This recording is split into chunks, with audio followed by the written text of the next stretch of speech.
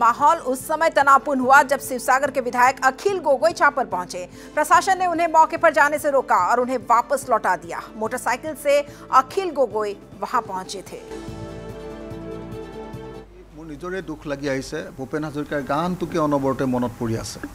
अनबरते भूपेन हाजरिकार गानटुके संख्यालघु खेतियकर এই গানটুকে মনত পৰি আছে।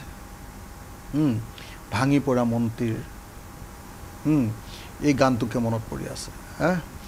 তো গতিকে মই ভাবোঁ যে আজি সমগ্ৰ অসম জুৰি কেৱল ধৰ্মটো মুছলমান হোৱাৰ কাৰণে, ইছলাম ধৰ্ম হোৱাৰ কাৰণে, মানুহবিলাক মুছলমান হোৱাৰ কাৰণে সমগ্ৰ অসমৰ মানুহৰ ওপৰত যি ধৰণে বিজেপিৰ সাম্প্ৰদায়িক চৰকাৰখনে অত্যাচাৰ কৰিছে, এইটো তেওঁলোকৰ এটা কৌশল, ভোট লোৱাৰ কৌশল।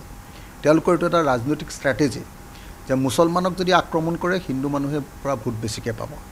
আৰু সেই কাৰণটোৰ কাৰণে তেওঁলোকে উচ্ছেদটোক এটা হাথিয়াৰ ৰূপে তেওঁলোকৰ ভোট আহৰণৰ হাথিয়াৰ ৰূপে ব্যৱহাৰ কৰিছে।